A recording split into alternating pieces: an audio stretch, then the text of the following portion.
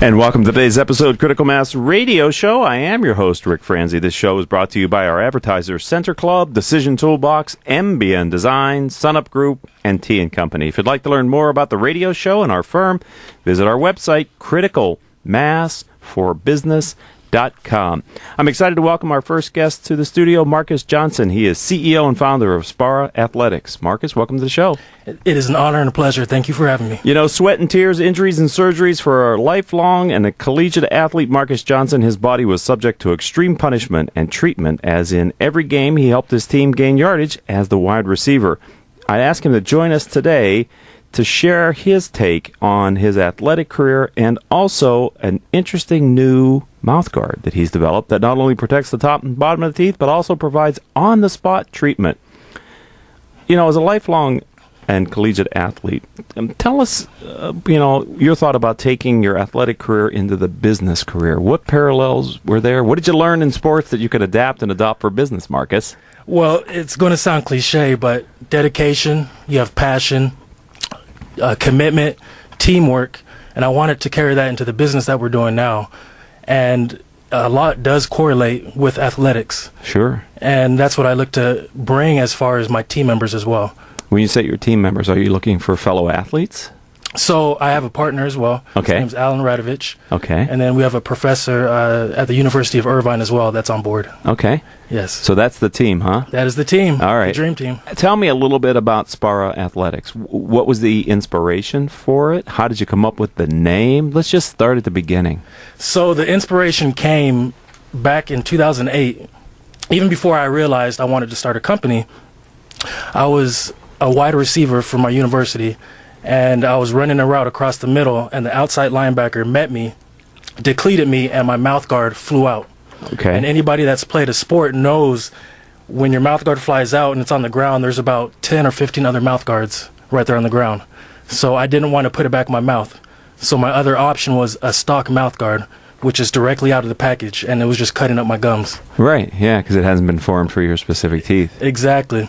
Is that when you first got the idea there has to be a better way, or? That's when it originated, but once I was done with sports, I still wanted to be involved with athletics. I see. And the only way I knew how was through business, because I was done with my collegiate career. That's interesting, because you spent, I don't know how many hours in your youth, right? Yes. And college life dedicated to practicing training. Yes. And then when that just all of a sudden ends, right, when your college days are over, it's good that how long did it take you to decide to take that and put it into business? Was it immediate? Did you know it before the career was over, or did you have to search for it? I searched around for it. So in between 2008 to now, I work as a personal trainer as well.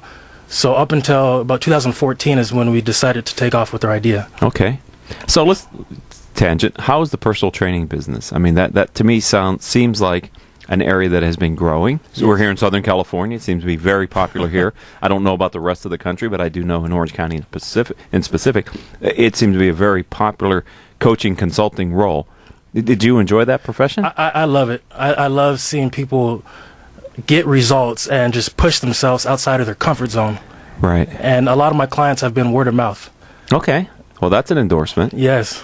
Do you find that people lack the knowledge of what to do properly to get their body trained the way they want it, or do they lack the motivation? In other words, by hiring a personal coach, is it that you teach them to do things in the right way so the results are better, or is it the relationship that you build with them and the accountability and the dependence that really gets them the results? Because my sense is people that have a personal coach tend to outperform those of us that go to the gym and just try to do it on ourselves. Is that a fair statement? That's a fair statement. Okay. Yes. I think it's a combination of everything. The clients that I deal with, they will go on YouTube and they think just because it works for them, it's going to work for them, which is not the case. Okay. So we have to actually write down and find out what their personal goals are, what their nutrition is, and then go from there. Okay. So nutrition is a part of any good personal fitness plan? It is a huge part of their fitness plan, yes. I don't know that was always as well understood as maybe in recent times it has become. I think linking those two seems so obvious now, but I can imagine a day when people weren't professional athletes weren't nourishing their body properly, right? Absolutely. Let alone the average gym rat, just going in and having a burger and then trying to make it work. This is true. And even for myself, I was the same way.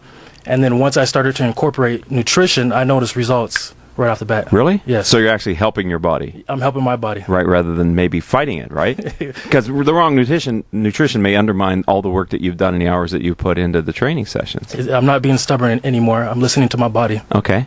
And so, where do you work?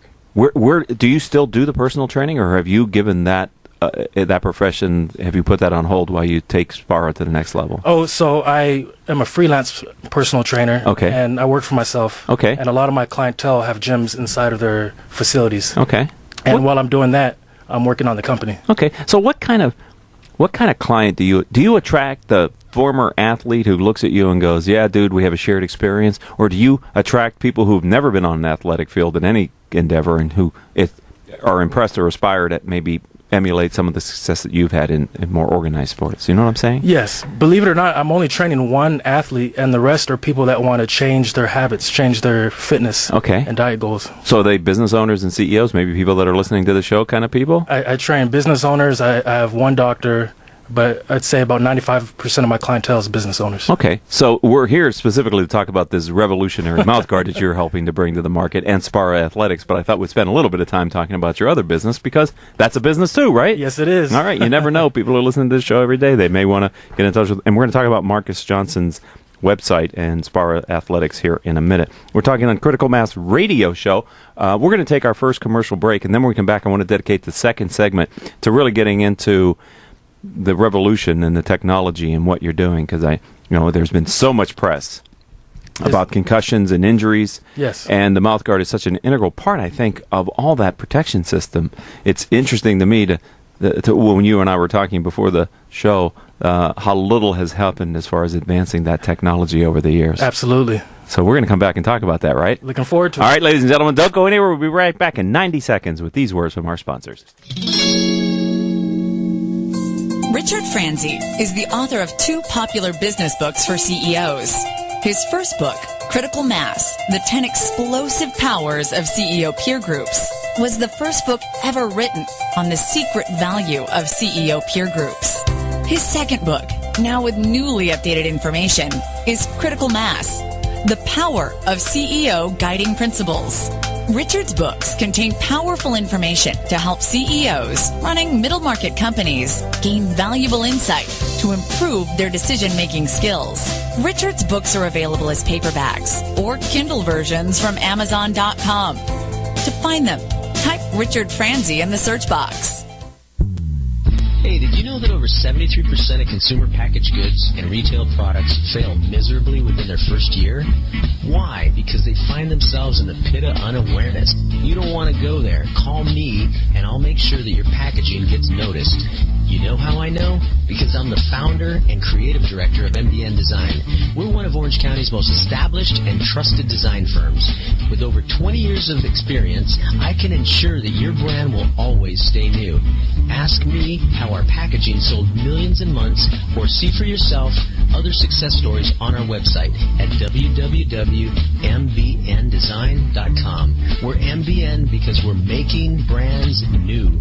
Call 714-458-8701 and talk to me, Hector Garcia.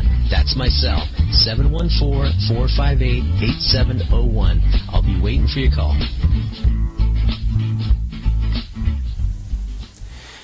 I just want to share with you my experience as a member of the Center Club. Many of you know that I've been a member of Center Club in Costa Mesa for over 6 years. I hold my monthly CEO peer group meetings, my annual executive conferences, and my daily business meetings at the club. I found the staff to be both professional and courteous. My guests enjoy meeting at Center Club with its newly remodeled meeting rooms, dining rooms, and common areas.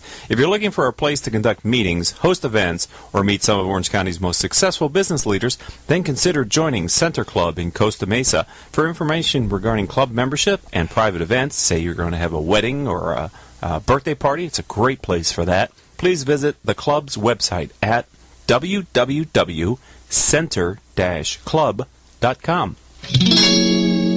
Welcome back to this edition of Critical Mass Radio Show. I am your host, Rick Franzi. If you listen to us on iTunes, I'd like to invite you to review our show and send comments about the program.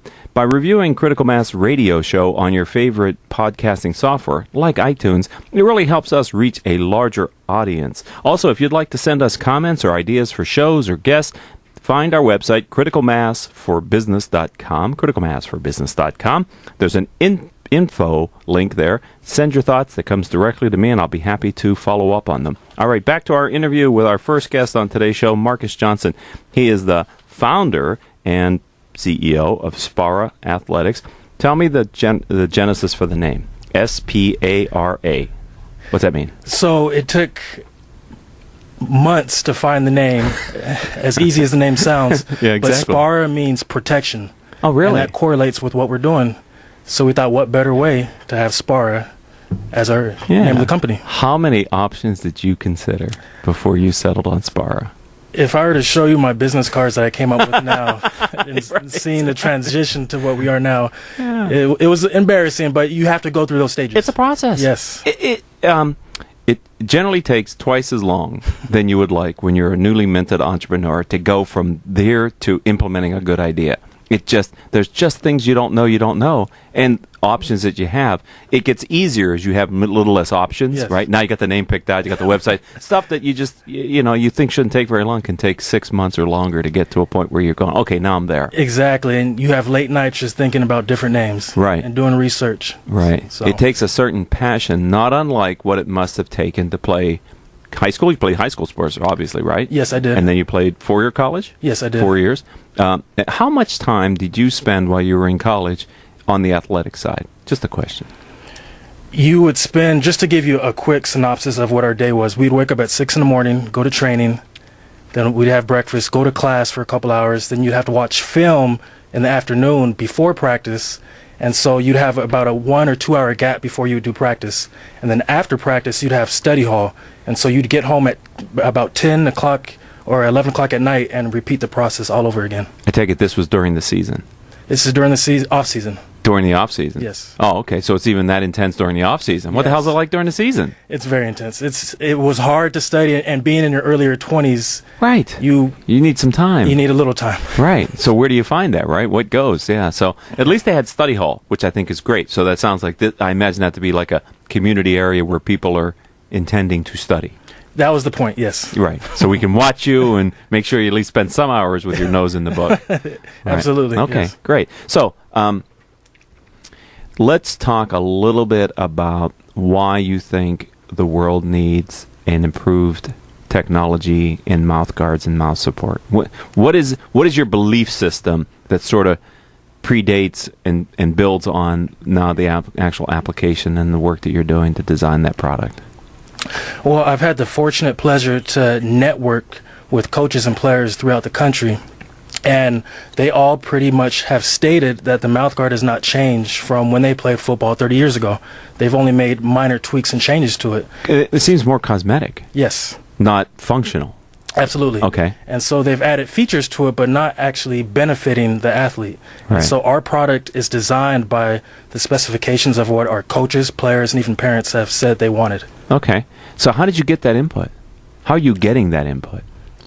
I have reached out into my network and talked to coaches via Facebook. I've met with coaches out here in Orange County and took notes on issues they were having with their players and the boil and bite mouth guards and the whole process. And from there, me and my partners hit the ground running and decided to go with this product. So the good news is your team believes you found a better mousetrap in the form of a mouth guard. You think you're moving in that direction, an improvement. Yes, we don't want to necessarily say we're better. We want to show why we're different than our competition. Okay.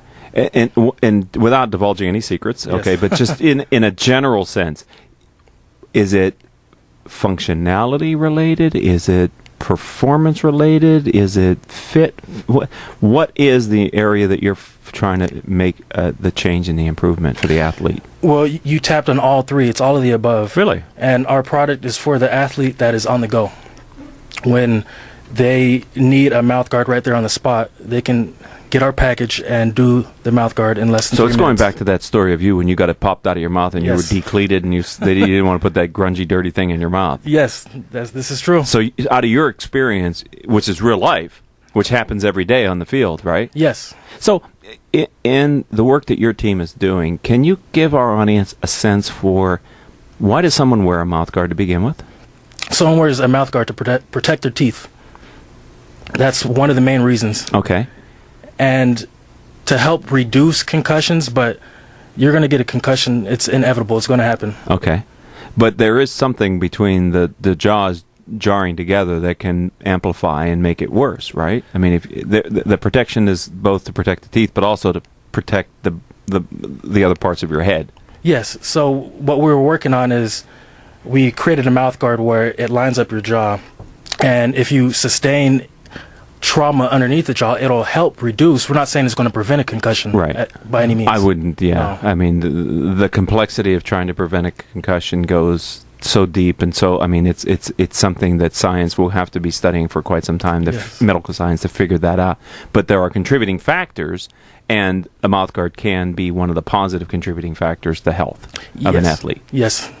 And what sports are most required for I think football, but there's got to be other sports that need mouth guards as well. So the American Dental Association recommends almost every sport require a mouth guard, but our target market we're targeting is football, and we're not excluding basketball. You have rugby, field hockey, the list goes on. Right. Soccer as well. Right. I mean, I was walking by the soccer fields by my house last night, and there were a couple guys out there who were practicing kicking the ball. And I'm telling you, you get whacked you hit with that ball going at that speed. And these are some guys playing in a neighborhood park. I can only imagine out on the college level and above what that must feel like. Oh, we've noticed that as the years go by, the kids get stronger and faster and more competitive. Right. So having a mouth guard in place is viable. Can you imagine if you were playing sports in the 50s with your diet and your physique? You could have, right? Huh? You'd have been a man among boys out there, right? Would have been fun, yes. They'd all be smoking in the you'd be running around all healthy. They're drinking during halftime. I would have loved that. They lowered the competition by their lifestyle, didn't they? Yes. And they still put a product on the field that people paid for. Yes, they did. So during your journey in creating your own firm, what did you find the hardest moment in getting this? I think the hardest thing to do in business is take nothing and make something. The world doesn't need you, doesn't even know what you're going to do yet. And so there's really the amount of energy that an entrepreneur must summon to overcome the just inertia of having nothingness, I think is the hardest thing to do in business. So can you reflect on a moment when you really were challenged, and how did you overcome that? Starting out from nothing, just like you said, and wondering what in the world am I going to do. And I did my research and found there's a nonprofit called SCORE. Yes. That I found mentors that have helped me out, and another one called MLC From the Heart, and I meet with them on a regular basis. I'm not familiar with I know SCORE, but I'm not familiar with MLC. Yes, so I networked with them through a friend. Okay. And they're like SCORE, and they help people get jobs, or they help aspiring business owners get to the next level and build your company from the ground up. And that's what they're doing right now. I believe in the power of peer learning, right? I think we can learn a lot from others who are walking in our shoes or walk shortly ahead of us down the path. And SCORE is certainly built on the peer learning. You have peer advisors who are helping benefit you by their years of experience. In every aspect, business, financials, marketing, sales, whatever you need help in, they're going to help you out. Did you write a business plan? Yes, we have a business plan as well. Are you executing against your business plan? Yes, I mean, a business plan is a blueprint, it's a foundation. It's all. But there's going to be changes, of course. Right. But just the act of forcing yourself to document your thoughts, did you find that bring clarity to your ideas? I always did. Yes, it does, because I'm not sitting up late at night thinking, okay, I need to do this, I need to do that. When I write it down, I know the next step that needs to be done. Uh-huh. You know, when I talk to an entrepreneur who has a huge market, and I don't know what the industry size for mouth guards in the U.S. is, but it's big, right? And it's ubiquitous, right? You go into most sporting stores, and there's probably, you can find them. You can find them at a bunch of outlets. You can go online. Yes. I mean, it's a challenge, though, when so many, the exciting thing is, look at all the opportunity, but when you have a very limited budget, right? And you have to be very targeted with your effort because you only have, a certain amount of resources. How do you begin to decide where you go first to get the momentum of the product in hands of users so that you can build the momentum so that you can create a dynasty? Well, one thing as a startup company, we're going to break the status quo and go against the grain. And like I stated earlier, we're going to show why we're different. Okay. And we're going to execute a guerrilla marketing strategy, a grassroots campaign. Okay. And really build rapport within Orange County. Okay. And then from there, we'll grow from there. Okay. And are you targeting the youth? Is that a place where you're going? Are you going in at the college level? Where do you see making that input? So we want to start while the kids are young. So we're going to start in junior All-American and Pee Wee, and then our next phase will be high school. Okay. So that way we're building our brand and we have credibility behind our name. Okay. And then from there we'll do college. So you're going to be back on in a year. Tell me where you're going to be, Marques. What's going on in a year from now? What's your business plan call for, and what's your gut say is going to happen between now and February of next year? Well, by February of next year, our next phase is retail. Okay. And then we have a phase of 2008 of going international. Okay. Yes. All right. So you've got this all documented and you're working against the plan. Yes. So you're going to come back in a year and be able to testify to your success? I will come back in a year and let you know how we're doing. Okay. So if someone wants to learn more about Spara Athletics and you in specific, how do they find you online? Where do you direct them to go? They can check out our website, which is sparaathletics.com. That's SPARA athletics.com. Or they can check out our Facebook page as well. Okay. Well, I've enjoyed meeting you. I wish you nothing but great success. Thank you. I'm glad that you're focused on innovation in this space. It sounds like it's sorely ready for that. Thank you. And I hope that your product is wildly successful. I appreciate that. Thanks for being a friend of the program. Welcome to the Critical Mass community. It was my pleasure. Thank you, everyone. All right, ladies and gentlemen.